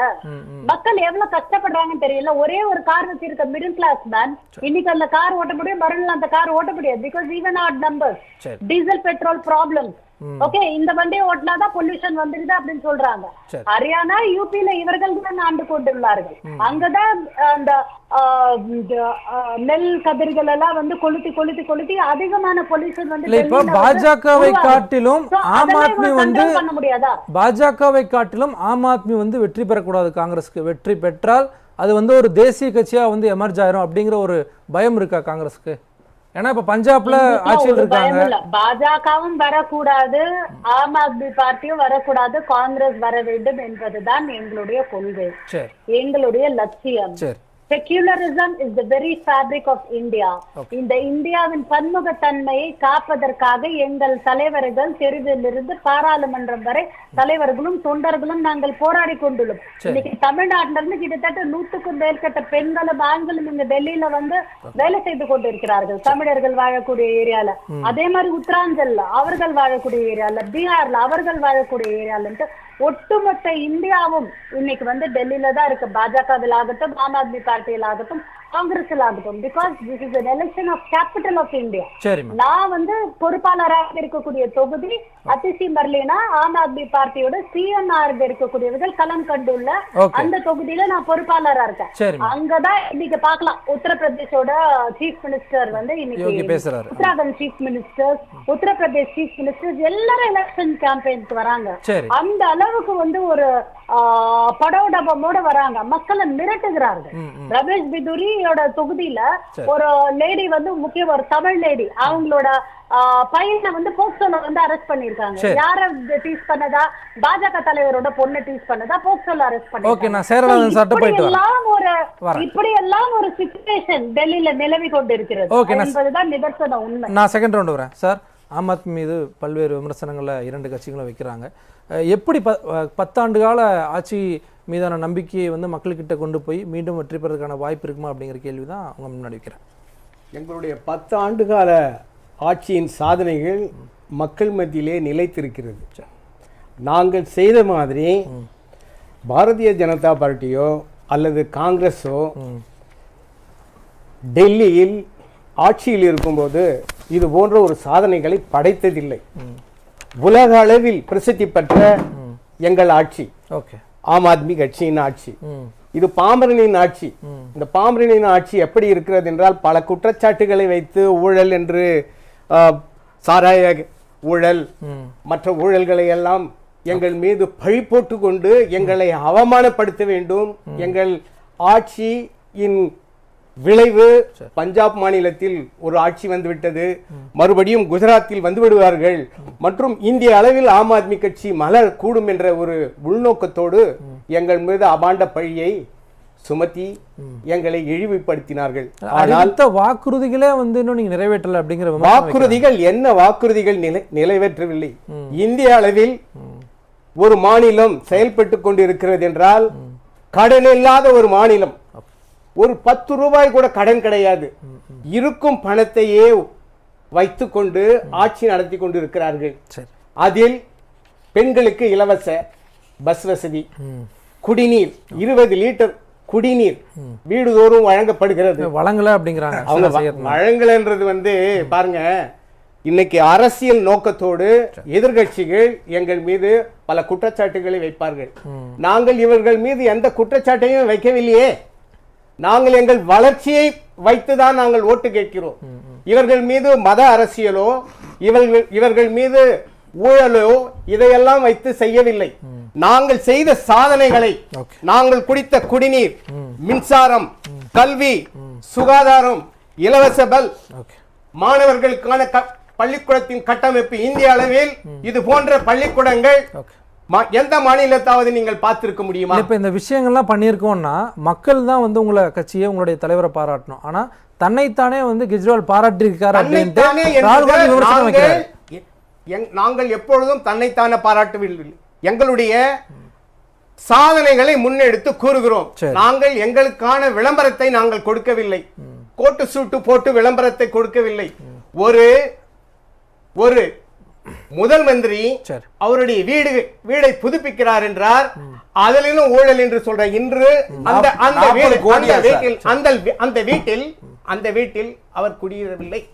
இன்று இருக்கும் ஆதிஷி அவர்கள் முதல் மந்திரி, அந்த வீட்டை துணைநிலை ஆளுநர் பறித்து விட்டார். அது யாருக்கான வீடு, யாருக்கு கொடுக்க போகிறார்கள்? இதையெல்லாம் சற்று சிந்தித்து பார்க்க வேண்டும். இல்ல மோடியை போலவே வந்து மோடியை போலவே அவருக்கான 2500 கோடி ஒரு விமானத்தை எடுத்து அவர் பயணிக்கவில்லை. எங்கள் தலைவர் இந்த திருநாட்டில் நீங்க பேசும்போது நான் சித்தாந்தவாதம் செகண்ட் ரவுண்ட்ல பேசிக்கலாம், முடிச்சுட்டோம். அவர் இப்பதான் ஸ்டார்ட் பண்ணிருக்காரு. நீங்கள் இடைமறி பேசுங்க, தொடர்ந்து பேசுங்க. முன்னாள் அதிபர் ஒபாமாவின் மனைவி இங்கு விஜயம் செய்தார்கள். இதே மோடி அவர்கள் இங்கு ஆட்சி செய்து கொண்டிருந்தார்கள். எந்த பள்ளியை வந்து பார்த்து அந்த அரசாங்க பள்ளியை அங்கீகரிக்கப்பட்டது? குஜராத்தில் சென்றார்களா, உத்தரப்பிரதேசத்தில் சென்றார்களா? இதெல்லாம் சற்று யோசித்து பார்க்க. கொடுத்த வாக்குறுதிகளை நிறைவேற்றாமலே வாக்குறுதிகள் கொடுத்திருக்கீங்க அப்படிங்கிறாங்க. 100% வாக்குறுதிகளை நிறைவேற்ற வேண்டும். அதற்கு மேலாக இந்த முறை ஹரியானையில் ஏறப்போகுது ஆம் ஆத்மி கட்சி தான். இதற்கு எந்த மாற்று கருத்தும் கிடையாது. இருமிக் கொண்டு வந்தார் என்று சகோதரி சொன்னார். அவர் இருமல் இருந்தால் இரும்பத்தான் செய்யும், வேற ஏதாவது செய்ய முடியும்? அந்த அளவுக்கான பொல்யூஷன் இருக்கு, அந்த அளவுக்கு எங்கிருந்து பொல்யூஷன் வருதுன்னு கேளுங்க. ஹரியானாவில் கோதுமை தட்டுகள் எரிக்கப்படுகிறது. இந்த பக்கம் பாத்தீங்கன்னா உத்தரப்பிரதேசத்தில் நெல் கதிர்கள் எரிக்கப்படுகிறது. அதெல்லாம் எங்க வரும்? ஹரியானா, ராஜஸ்தான், இதெல்லாம் எங்க வரும்? பஞ்சாப்ல இருந்து கூட வரும். இப்பெல்லாம் இதெல்லாம் கட்டுப்படுத்தி கொண்டு இருக்கு. இது மாசுபட்டுன்னு ஒரு ஸ்டேட் கவர்மெண்ட் கேக்குறீங்களே, அப்ப நீங்க என்ன பண்றீங்க? சென்ட்ரல் கவர்மெண்ட் என்ன பண்றீங்க? நீங்க சென்ட்ரல் கவர்மெண்ட் எல்லா அலுவலகத்தையும் நீங்க வச்சிருக்கிறீங்களே, நீங்கள் என்ன செய்து கொண்டிருக்கிறீர்கள்? அதைதான் நாங்கள் கேட்கும். ஒரு 10 ரூபாய் கொடுக்கிறதுக்கு நீங்க அழுகிறீங்க. இதற்கு என்ன நீதி வேண்டும் என்பது நீங்கள் கொடுப்பதில்லை. நாங்கள் வசூலிக்கும் வரி பணத்தை அதே 10 ரூபாய் ஊழல் இல்லாமல், லஞ்சம் இல்லாமல் நாங்கள் இதே நீங்க சொல்றீங்க சார் சொன்ன மாதிரி போலீஸ் எங்களிடம் இல்லை. அங்கு எத்தனை பாலியல் வன்புணர்வு நடக்குது, அதெல்லாம் யாருன்னா கேட்டாங்களா? அதே மோடி அங்கதானே உட்கார்ந்து இருக்காரு, உள்துறை மந்திரி அங்கதானே, அவரு தானே அந்த கட்டுப்பாட்டுல இருக்கு. என்ன செஞ்சு கொண்டிருக்கிறார்? கார்பரேஷன் தண்ணியை பத்தி சொல்றாங்க. கார்பரேஷன் இன்று வரை 10 ஆண்டு காலம் யாரிடம் இருந்தது? நீங்க ஜெயிச்சிட்டீங்கல்ல. நான் இப்பதான் ஜெயிச்சு வந்தோம். ஒரு வருட காலமா ஆகிவிட்டதே. இப்பொழுதுதான் கட்டமைத்திருக்கும். குடிநீர் எல்லாவற்றையும் நாங்கள் மாறுபட்டு எல்லாத்தையும் கட்டமைத்துக் கொண்டிருக்கிறோம். இதையெல்லாம் சகிக்க முடியாத காங்கிரஸ் பாஜக இன்று எங்களோடு மோதுகிறது. இதற்கு தக்க பதிலடி 8ஆம் தேதி கொடுக்கப்படும். ஓகே, இரண்டாம் சுற்றுல வரேன். நிரஞ்சன் சார், இந்த வக்பு மசோதா வந்து டெல்லி தேர்தலுக்காக தான் வந்து இவ்வளவு அவசரமா வந்து கொண்டு வராங்களா? அந்த அளவுக்கு ஒரு முக்கியத்துவம் வாய்ந்ததா இருக்கா டெல்லி தேர்தலை ஒட்டி? இல்ல, அதுக்கு முன்னாடி ஒரு சின்ன ஒரு புள்ளி விவரங்கள் மட்டும் நான் சொல்லிடுறேன். ஆம் ஆத்மி கட்சி தேர்தல் களங்கள்ல அவங்க கையாளக்கூடிய, இப்போ ஹசினா மேடம் சொன்ன குற்றச்சாட்டுகள் ஆகட்டும், இல்ல மற்றவர்கள் சொல்லக்கூடிய பொல்யூஷன் வகையில வச்சு பார்க்கும் பொழுது நிச்சயமா அது பெரிய பிரச்சனை தான். ஆனா பொன்ராம் சாருக்கு நிச்சயமா தெரிஞ்சிருக்கும், டெல்லியில புஷா இன்ஸ்டிடியூட்னு ஒரு இன்ஸ்டிடியூட் இருக்கு. அதுல ஆராய்ச்சியாளர்கள்ட்ட டெல்லி கவர்மெண்ட் மூலியமா கேட்டுக்கொள்ளப்பட்டு பயோகெமிக்கல் மெத்தட்ல, அதாவது இந்த பயிர் கழிவுகளை எரிக்காம உயிரியல் முறையில அப்புறப்படுத்தணும் அப்படின்ற ஒரு ஸ்கீமை கொண்டு வந்து அதுக்கான மானியம் எல்லாம் கொடுக்கறன்ற மாதிரியான திட்டங்களை அரவிந்த் கெஜ்ரிவால் தலைமையிலான அரசு தான் கொண்டு வந்திருந்தாங்க. அது பயங்கர சக்சஸ்ஃபுல்லா கொண்டு வந்தாங்க. இப்போ அதை கொண்டு போகக்கூடிய இடத்துல அவங்க அதை பண்ணிக்கிட்டு இருக்கிறாங்க. ரெண்டாவது, இந்த ரெவென்யூ சம்பந்தமான விஷயங்கள்ல இந்த ஆண்டு டெல்லி அரசு பட்ஜெட்ல தாக்கல் செஞ்சதுல ரெவென்யூ டெபிசிட்ல இருந்து சர்ப்ளஸா மாறி இருக்கிறோம் அப்படின்ற புள்ளி விவரங்களை அவங்க சட்டமன்றத்திலே கொடுத்திருக்கிறாங்க. ரெண்டாவது, சுகாதாரம் மாதிரியான முக்கிய துறைகளுக்கு அவங்க ஆட்சிக்கு வந்த பொழுது எந்த அளவுக்கு நிதி கொடுத்தாங்களோ அதை ஒப்பிடும் பொழுது ஒரு குறிப்பிட்ட பர்சன்டேஜ், 30%, 40% வரைக்கும் நாங்க நிதி ஒதுக்கீடை அதிகரிச்சிருக்கிறோம் அப்படின்ற மாதிரியான புள்ளி விவரங்கள்லாம் சொல்லியிருக்கிறாங்க. மற்றபடி இந்த நிதி ஆதாரங்கள் சம்பந்தமான பிரச்சனைகள் வரும் பொழுது மீண்டும் மீண்டும் டெல்லியில இருக்கக்கூடிய ஒரு பெரிய பிரச்சனை, ஒரு அரசு அதிகாரிகள் ஒரு அரசு கிட்ட இல்ல அப்படின்னா அந்த அரசு எந்திரம் எப்படி செயல்படும் அப்படின்ற கேள்விய உச்சநீதிமன்றம் பல முறை கேட்டிருக்கிறாங்க. டெல்லியில மக்களால் தேர்ந்தெடுக்கப்பட்ட அரசுக்குத்தான் அதிகாரம் இருக்கு அப்படின்றத உச்சநீதிமன்றம் பல முறை சொல்லி இருக்கிறாங்க. அந்த உச்சநீதிமன்றம் வழங்கிய தீர்ப்பை மாற்றக்கூடிய அளவுக்கு ஆர்டினன்ஸ், அவசர சட்டம், நம்ம இப்ப யூசிசி பத்தி அடுத்ததோ இல்ல மற்ற விஷயங்களும் அடுத்தது கூட வரலாம். உச்சநீதிமன்றம் கொடுத்த ஒரு தீர்ப்பை மாற்றி அழைக்கக்கூடிய அளவுக்கு அவசர சட்டத்தை கொண்டு வந்து டெல்லி அரசுடைய அதிகாரங்களை பறிக்கக்கூடிய நிலைமை அப்படின்னா இங்க இருந்தது. டெல்லி முதல்வர் அரவிந்த் கெஜ்ரிவாலை கைது செஞ்சு அவருக்கு பிணை கொடுத்த பொழுது உச்சநீதிமன்றம் சொன்ன வார்த்தை, நான் சொன்ன வார்த்தையில உச்சநீதிமன்றம் சொன்ன வார்த்தை, தேர்தல் நேரத்தில் ஒரு முதல்வரை இப்படி அரசியல் காரணங்களுக்காக கைது செய்ய வேண்டிய தேவை என்ன, what is the consequences, what is the reason behind அப்படின்ற வார்த்தையை சுப்ரீம் கோர்ட் கேட்டிருக்காங்க. அடுத்தது இதெல்லாம் ஆம் ஆத்மி கட்சி அவங்க ஸ்டேஜ்ல கவுண்டர் பண்றது பிஜேபிக்காக. இல்ல, இப்ப இன்னொரு விஷயம், சுப்ரீம் கோர்ட் அந்த ஜாமீன் அதுலயே வந்து குறிப்பிட்ட சிஎம் பதவிக்கு அரவிந்த் கெஜ்ரிவால் வர முடியாது, அதுக்கு ஒரு பார் கொடுத்துருக்காங்கல்ல, அதை எப்படி புரிஞ்சுக்கிறது? அதையும் தேர்தல் பிரச்சாரங்களை பயன்படுத்துறாங்கல்ல. இல்ல, அதே உச்ச நீதிமன்றமும் அதே டெல்லி ஹைகோர்ட்டும் தான் பல தருணங்கள்ல அவர் சிறையில் இருக்கிறாரு, ஆனா அவர் முதல்வர் பதவியிலிருந்து விலகுங்கன்னு நாங்க வந்து உத்தரவு போட முடியாது. அப்கோர்ஸ் அவர் ஒரு முதல்வரா இருந்தாலும் ஒரு வழக்குல அலிகேஷன்ஸ் அவர் ஃபேஸ் பண்றாரு, சிறைக்கு போயிருக்கிறாரு. அவர் சம்பந்தமான அலுவலகங்களுக்கு போகும் பொழுது அவர் அது சம்பந்தமான கோப்புகள்ல அவர் கையாளலாம், அதனால ஏதேனும் பிரச்சனை ஏற்படலாம்ன்றதுதான் வந்து மென்ஷன் பண்றாங்களே தவிர, அதே நேரத்துலதான் கிட்டத்தட்ட இதே மாதிரியான பிஎம்எல்ஏ வழக்குலதான் ஹேமந்த் சோரன் கைது செய்யப்பட்டிருந்தாரு, ஆனா அவருக்கான பிணை அப்படின்றது கொடுக்கப்படல. சோ இதுக்கான டிஃபரன்ஷியேட் பார்க்கும் பொழுது வலுவிழந்த காரணங்கள் இருந்ததை வந்து உச்சநீதிமன்றம் தனது பெயில் ஆர்டர்ல சுட்டி காட்டியிருக்கிறத பார்க்க முடியுது. இப்ப நீங்க கேட்ட இன்னொரு மிக முக்கியமான கேள்வி வந்து, இந்த நாடாளுமன்ற கூட்டுக்குழு ஏன் இவ்வளவு அவசரமான ஒரு முடிவு எடுக்கிறாங்க? நேற்றுதான் ஃபைனல் டிராப்ட் ரெடி ஆயிருக்கு. அதுல மிக முக்கியமான விஷயம், வக்ஃபு வாரியத்துல இஸ்லாமியர்கள் அல்லாத இருவரை வந்து மெம்பர்ஸா கொண்டு வரணும் அப்படின்ற மாதிரியான விஷயங்கள். இது வெறும் டெல்லியில மட்டும் நடக்கல, இந்தியா முழுக்கமே இந்த குழு பயணம் செஞ்சு வக்ஃபு வாரிய தலைவர்கள், மாநில அரசுடைய அவங்களுடைய கருத்துக்கள் எல்லாத்தையுமே வாங்கிதான் இந்த டிராப்ட் ரெடி பண்ணியிருக்கிறாங்க. எதிர்கட்சிகள் கொடுத்த அத்தனை திருத்தங்களுமே நிராகரிக்கப்பட்டிருக்குது, மிக முக்கியமான விஷயம். இரண்டாவது, கிட்டத்தட்ட 655 பக்கங்கள் கொண்ட டிராப்ட், ஃபைனல் டிராப்ட் ரெடி ஆயிருக்கு. நேற்று இரவு தான் இந்த குழுவில் இருக்கக்கூடிய அத்தனை பேருக்குமே கொடுக்கப்பட்டு, நீங்க ஒரே இரவுல நீங்க அதை படிச்சு பார்த்து அது சம்பந்தமான கருத்துக்களை நீங்க தெரிவிக்கணும் அப்படின்னு சொல்றாங்க. காலையில 10 மணிக்கு கூடுது. நாங்க எல்லாம் ரொம்ப ஆர்வமா எதிர்பார்த்துட்டு இருந்தோம், நீங்க சஸ்பென்ஷன் வரைக்கும் போகும், ஏன்னா ஏற்கனவே நடந்திருக்கு, பெரிய பிரச்சனை ஆக போகுது அப்படின்ற மாதிரி நினைச்சிட்டு இருந்தா கிட்டத்தட்ட ஒரு அரை மணி நேரம் 3/4 மணி நேரம் கூட கூட்டம் நடந்திருக்காது. இந்த வாக்கெடுப்பு நடத்தப்பட்டு 14 பேர் ஆதரவு, 11 பேர் எதிர்ப்புன்னு சொல்லி அந்த டிராப்டுக்கு ஒப்புதல் அளிச்சிருக்கிறாங்க. வர பட்ஜெட் கூட்டத்தொடர்ல அதை தாக்கல் செய்யப்படுறாங்க. இது ஏன் இவ்வளவு அவசரம் அப்படின்னா, மதம் சார்ந்த விஷயங்கள், டெல்லியில நடக்கக்கூடிய விஷயங்கள் மட்டும், ஒரு சம்பல்ல நடந்த விஷயம் டெல்லி சட்டமன்ற தேர்தலில் எதிரொலிக்குது. இன்னைக்கு அவங்க பிரயாக்ராஜ்ல நடத்தக்கூடிய கும்பமேளா டெல்லி தேர்தல் களங்கள்ல இதாகுது.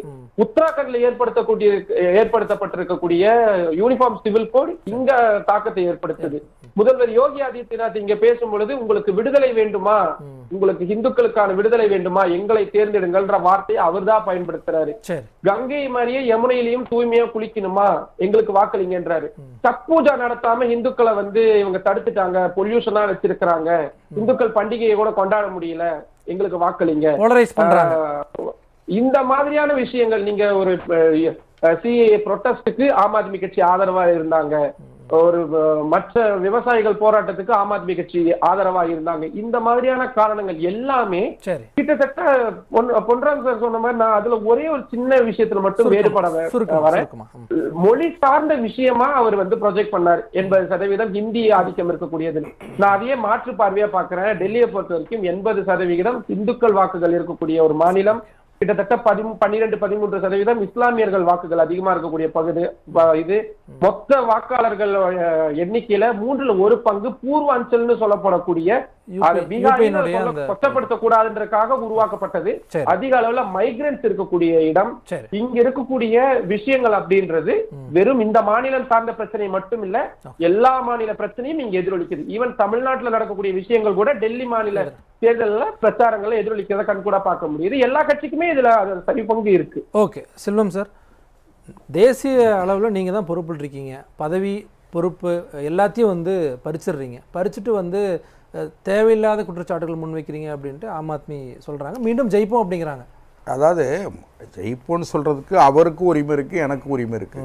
அதாவது அவரவர் சார்ந்த கட்சிகள் வெற்றி பெற வேண்டும் என்ற விருப்பமும் வெற்றி பெறும் என்கிற நம்பிக்கையும் அவரவருக்கு இருக்கு. அதே நேரத்தில் நீங்க டெல்லிங்கிறது ஒரு டெரிட்டரி தான், அது மரியாதைக்குரிய பொன்ராஜ் சாருக்கு தெரியும்.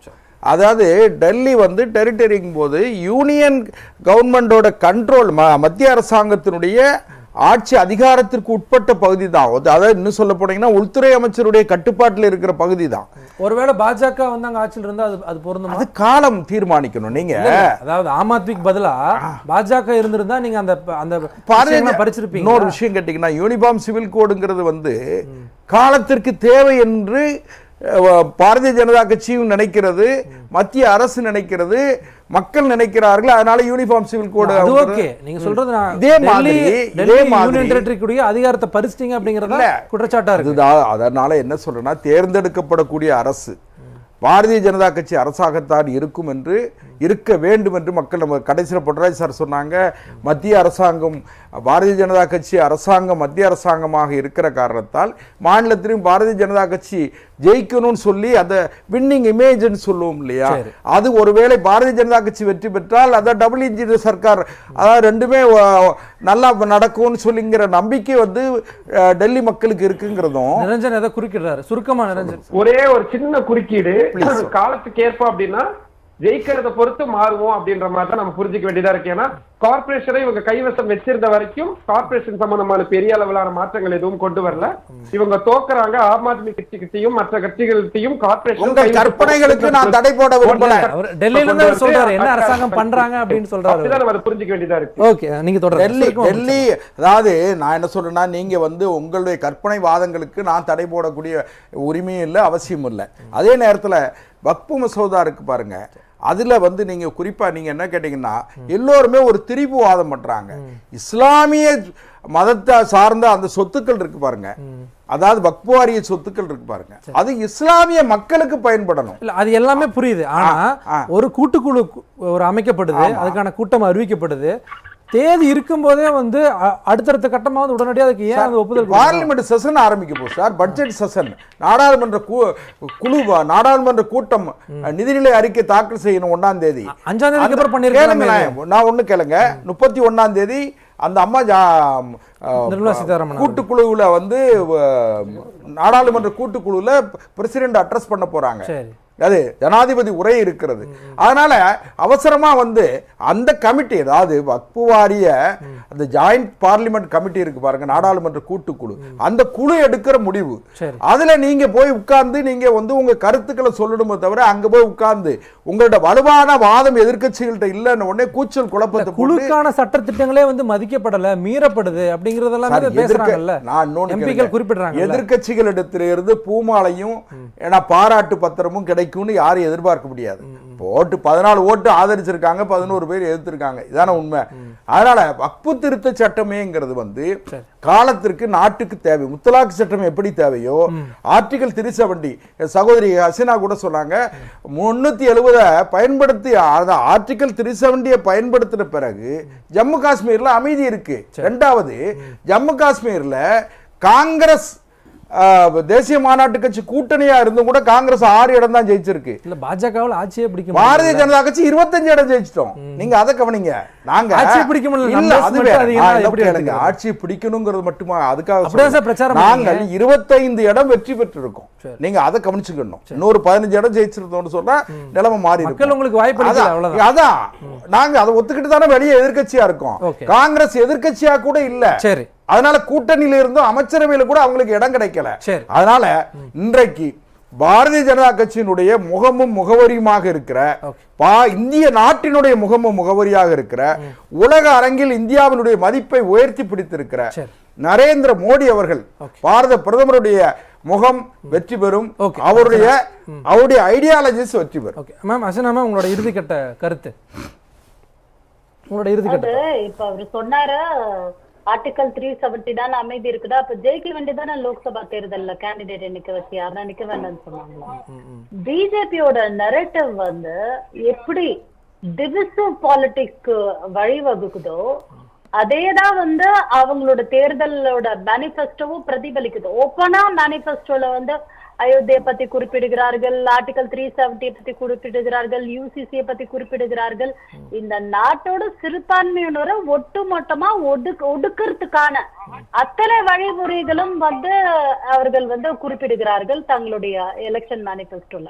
இந்த நாட்டோட வளர்ச்சி பத்தியோ, இந்த நாட்டு மக்களுக்கு நம்ம என்ன பண்ண போறோம், இந்த நாட்டோட அக்ரிகல்ச்சரை எப்படி டெவலப் பண்ணலாம், இன்ஃப்ராஸ்ட்ரக்சரை எப்படி டெவலப் பண்றோம் அப்படிங்கறதெல்லாம் பத்தி பெரிய இல்ல. இப்போ அறிவிக்கை பொறுத்த வரைக்கும் வந்தாரு, பப்ளிக் வந்து பார்த்தாங்க. இன்னைக்கு இஸ்லாமியர்களோட தலித்துகள் பட்டியலினத்தவர்களோட ஓட்டு எங்க கன்சாலிடேட்டடா போகுதுன்னு பாக்கணும். முக்கியமா சிறுபான்மையினரோட ஓட்டு. டெல்லியை பொறுத்த வரைக்கும் சூழல் எப்படி இருக்கு அப்படின்னா, காங்கிரஸ்க்கு வராத அந்த சிறுபான்மையினரோட ஓட்டை வந்து பாஜகவோட ஒரு பி டீமா வந்து எப்பவுமே செயல்பட்டு பிரிக்கிறதுக்கான ஒரு சூழல் இருந்து கொண்டு இருக்கிறது. அந்த சூழலை தகர்க்கும் விதமாக தான் ராகுல்ஜி நேத்து கூட ஓக்லா கேண்டிடேட்ஸ் இருக்கக்கூடிய இடத்துல மக்களுக்கு போய் நாங்க மறுபடியும் அவங்களுக்கு ஃபேத்தை வந்து ரீஅஃபர்மேஷன் பண்றோம். எப்பவுமே சிறுபான்மையினரோட ஓட்டு பாஜகவுக்கு போறதே கிடையாது, போகவும் முடியாது. பட் அவர்கள் என்ன கேட்கிறார்கள், அவர்களுடைய கேள்வி என்ன? இப்ப நாங்க காங்கிரஸ்க்கு அந்த ஓட்டை திருப்பி அளித்து விட்டால் ஆம் ஆத்மி பார்ட்டிக்கான வெற்றி வாய்ப்பு வந்து குறைந்து விடும். அதனால வந்து பாஜக வந்து ஜெயித்து விடக்கூடாது. அதனால நாங்க எங்களோட ஓட்டை கன்சாலிடேட் பண்ணி ஆம் ஆத்மி பார்ட்டி கொடுக்க போறோமா இல்ல காங்கிரஸ்க்கு கொடுக்க போறோமா அப்படிங்கிறது தான் இப்போ டெல்லி மக்களிடையே இருக்கக்கூடிய கேள்வி. அந்த அவர்களுடைய அந்த நம்பிக்கையை நாங்க வந்து ரீகெயின் பண்ணிட்டோம்னா கண்டிப்பா காங்கிரஸ் வந்து பெருமளவுக்கு ஆம் ஆத்மி பார்ட்டி கிட்ட போன எங்களோட ஓட் பேங்கை வந்து எங்களால திருப்பி கொண்டு வந்து விட முடியும்.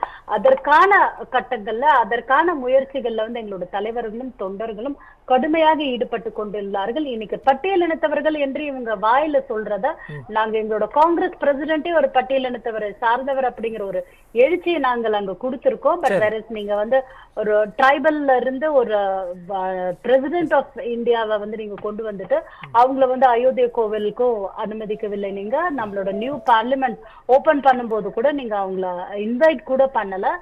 மக்கள் பார்த்துட்டு தான் இருக்காங்க. பட்டியலினத்தவர்களோட பாதுகாவலர்கள் யார், ட்ரைபலோட பாதுகாவலர்கள் யார், இஸ்லாமியர்களோட பாதுகாவலர்கள் யார், சிறுபான்மையினரோட பாதுகாவலர்கள் யார் அப்படிங்கறத மக்கள் உணர்ந்தே இருக்கிறார்கள். அந்த நம்பிக்கையை வந்து நாங்க ரீகெயின் பண்ணக்கூடிய ஒரு முயற்சியில் பார்க்கலாம். 8ஆம் தேதி பார்க்கலாம். சேரானந்தன் சார், உங்களுடைய இறுதிக்கட்ட பார்வை. எங்களுடைய இறுதிப்பட்ட பார்வை இப்ப எடுத்து சொல்லணும்னா, பல்வேறு விமர்சனங்கள் ரெண்டு கட்சியும், காங்கிரஸும் பாஜகவும் மத அரசியல் செய்து கொண்டிருக்கிறார்கள். இந்த நாட்டுல மத அரசியலை தான் செய்யறாங்க. இந்துக்கள் வந்து இந்துத்துவா வந்து இவங்களுக்கு தான் சொந்தம் கொண்டாடுறாங்கன்னா பாஜக, அவங்க சிறுபான்மையினரை கொண்டாடுறாங்க எங்களுக்கு தான். நீங்க சென்டர்ல சாஃப்ட் ஹிந்துத்துவா எடுத்துறீங்க. நாங்க சாஃப்ட் இந்துத்துவான்னு இல்ல, நாங்களும் இந்துக்கள் தான், நாங்களும் இந்த நாட்டில் தான் இருக்கிறோம். அதாவது யாருக்கும் இந்த மதங்கள் யாருக்கும் சொந்தமானதல்ல. இந்த நாட்டை வளர்ச்சி பாதையில் எடுத்துக்கொண்டு போக வேண்டும் என்ற ஆசைதான் அரவிந்த் கெஜ்ரிவாலுடைய கனவு. சரி, பாமர மக்களை அடுத்த கட்டத்திற்கு எடுத்து செல்ல வேண்டும் என்பதுதான் எங்களுடைய கனவு. இன்றைய மாணவர்கள் நாளைய வருங்கால விஞ்ஞானிகளாக, இன்ஜினியர்களாக, டாக்டர்களாக வர வேண்டும். உலக தரத்தில் நாம் நம் இளைஞர்களை கொண்டு போக வேண்டும் என்று அரும் பாடுபட்டு கொண்டு இந்த தேர்தலை சந்தித்துக் கொண்டிருக்கிறோம். இந்த தேர்தலில் நிச்சயமாக 65 தொகுதிக்கு மேல் வெற்றி பெற்று மறுபடியும் 3வது முறை ஆட்சி அமைக்கும். சரி sir, Ponraj sir, brand Modi அப்படிங்கிறது இன்னும் இருக்கா? குறிப்பிட்ட பிராண்ட் மோடியை தான் டெல்லியில் முன்னெடுத்துறாங்க. பிராண்ட் மோடியை வச்சு தான் இன்னைக்கு டெல்லியில் வந்து களமாடுறாங்க. ஆமாம், அவங்களுக்கு மோடி கேரண்டி அப்படின்னு தான் அவர் சொல்கிறாரு. பிஜேபி கேரண்டின்னு கூட சொல்கிறது இல்லை, மோடி கேரண்டி தான். இப்போ பிராண்டு மோடி வந்து இன்னும் இருக்குது, அதை வச்சு நம்ம ஜெயிச்சிடலான்ற நம்பிக்கையோடு தான் பிஜேபி களமாடுது. ஓகே, அதனால தான் அந்த ஹிந்துத்துவ ஓட்டை கன்சால்டேட் பண்ணுறதுக்கு தான் இந்த வக்ஃப் வாரிய மசோதாவை வந்து ஜாயின்ட் பார்லிமெண்ட்ரி கமிட்டி வந்து எதிர்க்கட்சிகளை சேர்ந்த எம்பிக்கள் எல்லாம் நீக்கிட்டு இவர்கள் வந்து தேர்ந்தெடுத்து கொண்டாடுறாங்க. அப்போ முஸ்லீம்களுக்கு அந்த அந்த அந்த அதுக்கு விரோதமாக, அதாவது கிட்டத்தட்ட 15லேருந்து 17% வாக்குகள் முஸ்லீம்கிட்ட இருக்குது. அது நார்மலாக இப்போ லாஸ்ட் 2 எலெக்ஷன்ஸில் ஆம் ஆத்மிக்கு தான் அது கன்சால்டேட் ஆகியிருந்தது. இந்த முறை வந்து அது வந்து எங்கே போக போகுதுன்னு தெரியல. இப்போ வந்து அதை கன்சால்டேட் பண்ணி அதை வந்து கேப்சர் பண்ணாங்க காங்கிரஸ். ஒருவேளை காங்கிரஸ் கேப்சர் பண்ணால் பல இடங்களில் ஆம் ஆத்மிக்கு அது வந்து ஒரு பாதிப்பாக இருக்கும். இப்போ ஆம் ஆத்மியினுடைய கேஜ்ரிவால் வந்து ஆர்எஸ்எஸ்க்கு லெட்டர் எழுதுறாரு, சாஃப்ட் இந்துத்துவ அப்ரோச் எடுக்கிறாரு. இந்த சூழலில் வந்து முஸ்லீம்கள் கன்சால்டேஷன் காங்கிரஸ் பக்கம் ஆச்சு அப்படின்னா அது பிஜேபிக்கு கைனா தான் போகும், காங்கிரஸுக்கு ஆம் ஆத்மிக்கு அது பாதகமாக தான் வந்து அமையும். காங்கிரஸ்க்கு வந்து பாஜகவை காட்டிலும் ஆம் ஆத்மி ஜெயிச்சிடக்கூடாது அப்படிங்கிற அந்த ஒரு பார்வை இருக்கா? இல்லை, அவங்கள பொறுத்த வரைக்கும் மாநிலத்தில் வந்து ஆட்சியை பிடிக்கணும் தானே எதிர்பார்ப்பாங்க. இப்போ மத்தியில் வரும் பொழுது இந்தியா கூட்டணியில் 2 பேரும் ஒன்றா இருந்தால் கூட காங்கிரஸ் அங்கே பேஸ் இருக்குது, ஸ்ட்ராங் ஓட்டர் பேஸ் இருக்குது. ஆம் ஆத்மி வந்தால் மீண்டும் வந்து ஒரு பூம் கிடைக்கும் அவங்களுக்கு, நேஷனல் பார்ட்டின்னு இன்னும் எமர்ஜ் ஆவாங்க அப்படிங்கிற அந்த பார்வை முன்வைக்கிறாங்க. அது வந்து ஆம் ஆத்மி வந்து தொடர்ந்து 3வது முறையாக வெற்றி பெற்றோம் என்று வந்து ஹாட்ரிக் சாதனையை படைப்பதற்கு தான் ஆம் ஆத்மி விரும்பும். ஆம் ஆத்மிக்கு அது எல்லா குவாலிஃபிகேஷனும் இருக்குது. அவங்க ஒரு சில இடங்களில் இப்போ இந்த தண்ணி கொடுக்கறதுல அவங்க சக்ஸஸ்ஃபுல்லாக தான் பண்ணாங்க. அடுத்து நீங்கள் எஜுகேஷனும் ஹெல்த்து நல்லா தான் பண்ணாங்க. மகிழா அந்த கிளினிக்கில் வந்து டாக்டர்ஸ் பற்றாக்குறையினால கொஞ்சம் ஒரு சில பற்றாக்குறைகள் இருந்தது.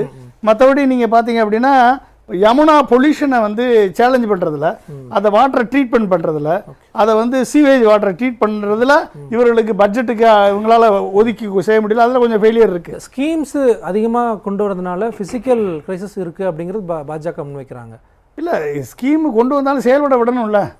நீங்கள் வந்து அவர் நிரஞ்சன் குமார் வந்து ரொம்ப தெளிவாக சொன்னார், ரொம்ப உள்ள நிலைமையை கரெக்டாக சொன்னார்.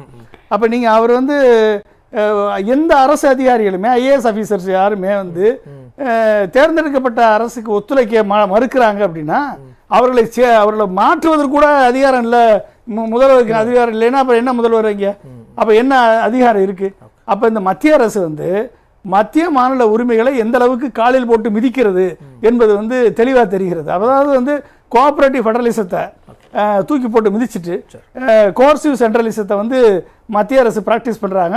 இதில் அதிக மையப்படுத்தப்பட்ட சர்வாதிகாரத்தை மோடி வந்து டெல்லியில் வந்து மிகவும் பிராக்டிஸ் பண்ணிட்டு இருக்காரு. அப்ப அங்க மட்டும் இல்ல, ஒட்டுமொத்த இந்தியாவுக்கே அதை பிராக்டிஸ் பண்றாரு. அப்ப அப்படி வரும்போதும் மத்திய மாநில உறவுகள் ஒரு ஜனநாயக முறைப்படுத்தப்பட்ட அந்த உறவுகளுக்கு அங்க மதிப்பில்லாம போயிருது. அப்ப இதை வந்து டெல்லி மக்கள் வந்து இதுக்கு எதிர்ப்பு தீர்ப்பு அளிக்கணும்னா அவர்கள் வந்து எய்தர் ஆம் ஆத்மியோ காங்கிரஸோ தான் தேர்ந்தெடுக்கணும். ஆனா சூழல் வந்து எப்படி வரும் எப்படி வரும்னு தெரியாது. ஆனா இவர்கள் காங்கிரஸ் வந்து ஸ்ட்ராங்கா ஒர்க் பண்ணாங்கன்னா பிஜேபிக்கு பலன். தலைவர் தான் ஆம் ஆத்மி தலைவர் தான் ஊழலின் ஊற்றுக்கண்ணுங்கிற மாதிரி கடுமையா சொல்றாரு. ஊழல் வந்து எல்லாருமே ஊழல் சொல்லல. அப்ப மோடியை விட ஊழல் யார் இருக்கா? இந்த மோடியை விட ஊழல் யாராவது இருக்காங்களா? மோடி வந்து எலக்ட்ரல் பாண்ட் ஊழல் மோடி பண்ணலையா? உங்களோட இதுல வந்து வாக்கு உள்ள 24 லட்சம் கோடியை வந்து கார்பரேட்டுக்கு தள்ளுபடி பண்ணலையா மோடி? சரி சார், ஓகே ஓகே, அப்ப அதெல்லாம் ஊழல் இல்லையா? பார்க்கலாம் பார்க்கலாம். அப்ப ஊழலை பத்தி பேசுறதுக்கு 3 கட்சிக்குமே தகுதி கிடையாது. சரி சரி, ஓகே, ஊழலை பத்தி பேசுறதுக்கு இவங்க யாருக்குமே தகுதி இல்ல. சரி பார்க்கலாம். ஆனால் ஒரு மத்திய மாநில அரசுகளுக்கான ஒரு ஜனநாயக முறைப்படி செயல்பட டெல்லி கவர்மெண்ட் அனுமதிக்கவில்லை என்பது நிச்சயம். இது டெல்லி மக்கள் என்ன முடிவெடுக்க போறார்கள் என்பதுதான் பார்க்கலாம். பிப்ரவரி 8ஆம் தேதி பார்க்கலாம். 5 விருந்தினர்களும் உங்களுடைய பார்வைகளை முன் வச்சிங்க. அரங்கத்துக்கு வந்து உங்களுடைய கருத்துக்களை பகிர்ந்தமைக்கு நன்றி. பார்த்து நேயர்களுக்கும் நன்றி. மீண்டும் ஒரு நிகழ்ச்சி சந்திக்கலாம் நேயர்களே. நன்றி, வணக்கம்.